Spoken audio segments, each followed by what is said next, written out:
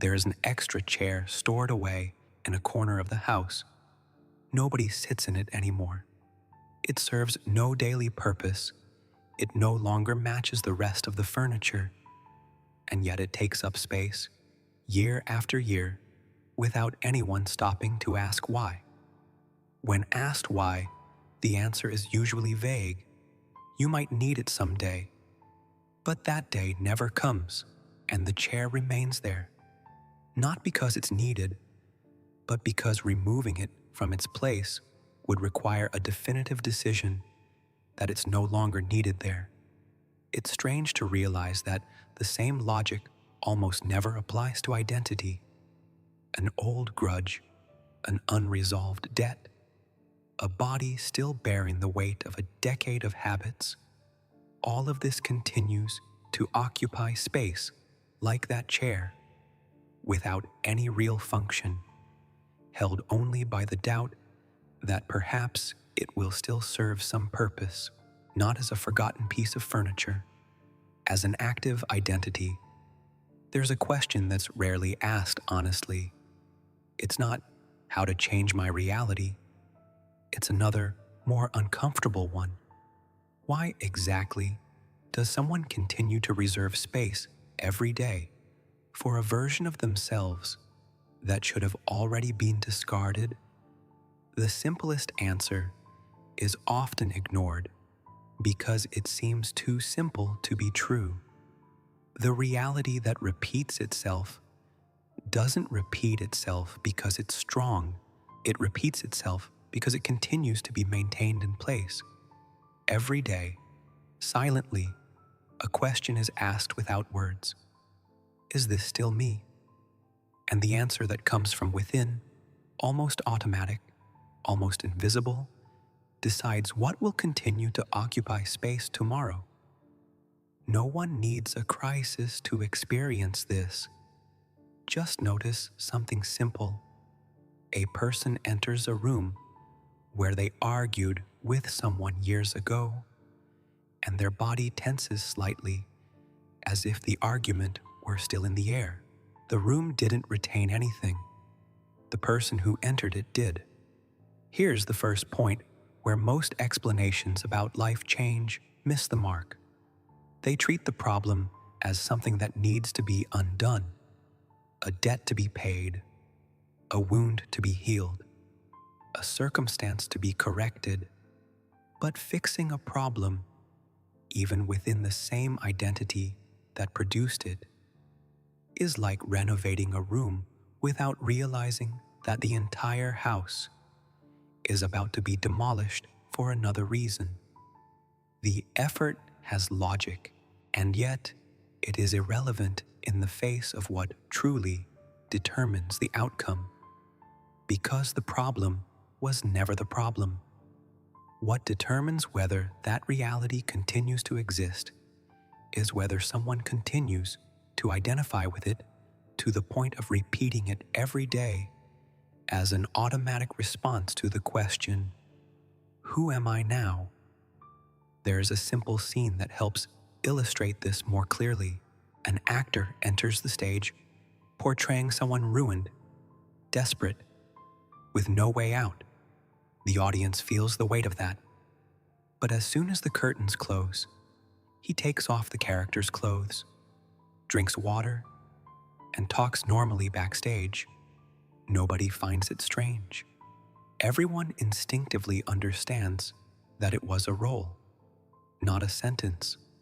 The curious thing is that outside of the theater, most people treat their own roles as if they were definitive, as if the version they are suffering now were the only real version available, and all the others, happy, free, fulfilled, were fantasy. But it is exactly the opposite. The suffering version is also a role. It's just been rehearsed for so long that it's become an automatic reflex.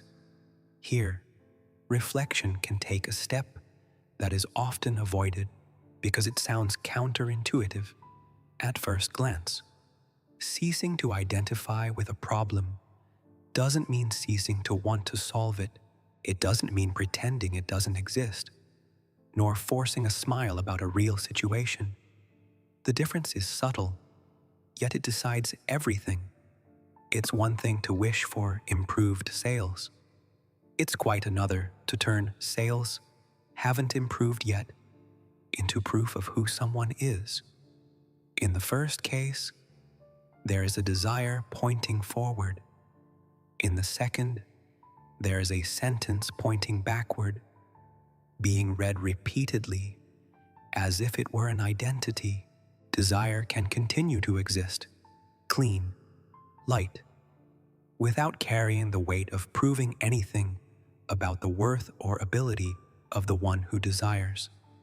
It is the attachment that needs to be released, not from the result, but from the explanation that the mind creates about what the absence of that result reveals about itself. There's a simple image that illustrates this difference well. A river flows under an old bridge every day. The bridge was built decades ago, cracked in places, with someone's name engraved on a stone that nobody remembers. The river doesn't carry the bridge away. It flows underneath it and continues on its way. The bridge is history, fixed, dated, frozen in the time in which it was built. The river is something else entirely. It is always in the present, renewing itself at every instant, even if it flows along the exact same path every day. The confusion begins when someone forgets that they are a river and starts treating themselves like a bridge, fixed, dated, cracked at a specific point in their own history, repeating that point as if it were the only possible structure for existence. Now, something deeper emerges, almost uncomfortable to admit. The past has no inherent power over the present. It only gains that power when it is invoked in the now as an explanation for what is still happening. This means that the phrase, "this happened to me," is neutral, a recorded fact. But the phrase, "and that's why I am who I am," is a decision, made now, renewed now, without exception, always now. No one literally lives in the past. It's physically impossible. What happens is more subtle and therefore more powerful. The present is used repeatedly to reaffirm a conclusion drawn in the past, and this constant reaffirmation is the only reason why that reality continues to have continuity. Removing that reaffirmation is not an act of force. It is an act of ceasing to do something that has always been optional, even if it seemed automatic. This leads to a question that completely changes the direction of the search. Most people ask, "How do I get there?" This question presupposes distance, effort, time, and technique. There is a prior, quieter question that is rarely asked with real attention. What is true about me, right now, at this instant, regardless of any external proof? It's not a rhetorical question. It's structural. The answer someone gives to it, even if they never verbalize it, is what organizes everything that comes after, not as a reward for good behavior, as a direct consequence of which identity is being actively inhabited now. A window can help make this more concrete. Two people in the same room, looking out the same window, at the same moment. One sees a gray, threatening day, yet another obstacle to overcome. The other sees the same sky as a pause, as a breath of fresh air, as an invitation to silence. The street outside is identical for both of them. What changes isn't the street itself. It's which identity is looking through that glass. And here's the point you often miss. It's not that identity interprets reality after it happens. It's that identity in a way, has already decided beforehand what will count as reality worthy of attention. Perhaps the hardest part to accept is this: no breathing technique, no guided meditation, no detailed visualization can replace this silent decision. They can help calm the mind, but if they are used with the goal of fixing the same old story, they end up, without realizing it, reinforcing exactly what they should dissolve. Meditating on how to solve my lack of money is still meditating within the identity of someone whose central characteristic is a lack of money. The tool changes, the character remains the same.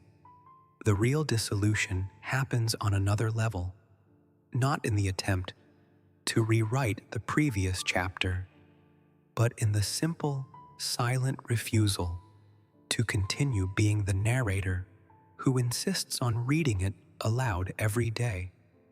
There is a garden that illustrates this passage well. An abandoned garden, overgrown with weeds, is technically still a garden, but no one needs to pull out each weed one by one for it to cease being a garden. It's enough that, at some point, someone stops planting the same seeds of neglect every day.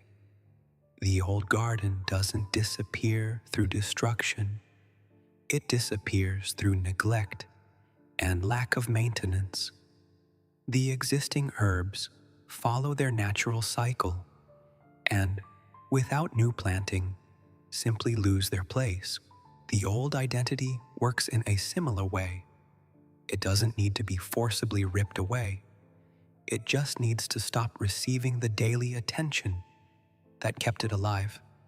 What most people call a recurring problem is actually an echo, not the original source of the sound, but its repetition bouncing off the same internal walls time after time.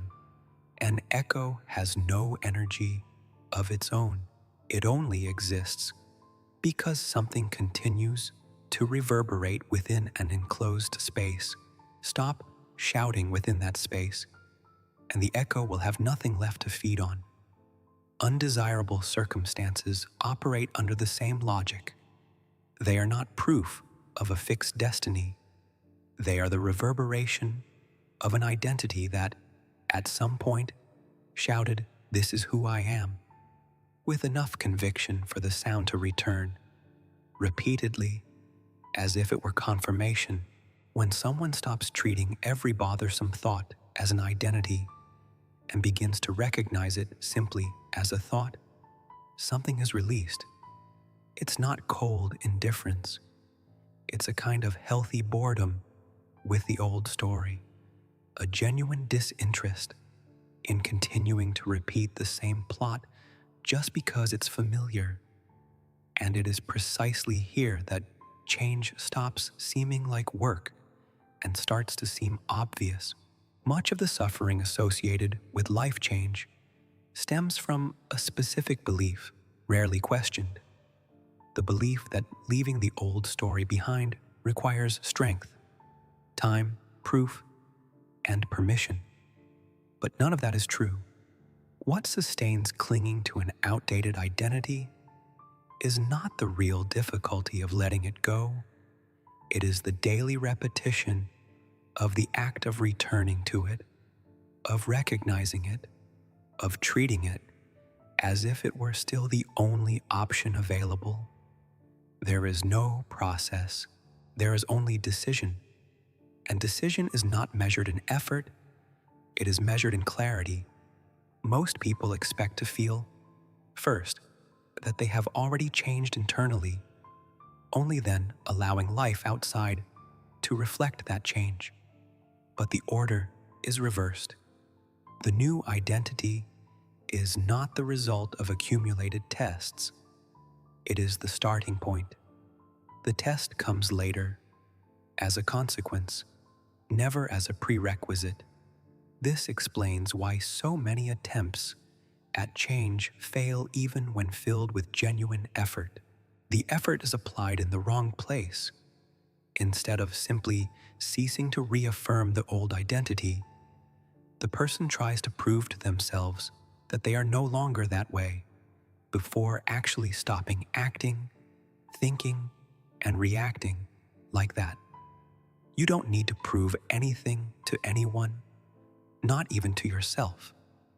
You just need to stop repeating what is no longer true. There is one final insight that sums up this entire journey. Change is not a process that is completed over time. It is a decision that is sustained moment after moment until sustaining it no longer requires attention and simply becomes what it already is. Change isn't about rebuilding anything. It's about ceasing to keep alive a version that has already served its purpose. The chair in the corner can stay there, or it can be removed. It doesn't change the final result. What changes everything is stopping reserving space every day for someone who no longer lives there. Life doesn't change gradually in visible stages. It changes the instant someone no longer needs proof to know who they are. The question that remains then is no longer, when will this reality change? It's another one, quieter, more honest. Who exactly are you being right now?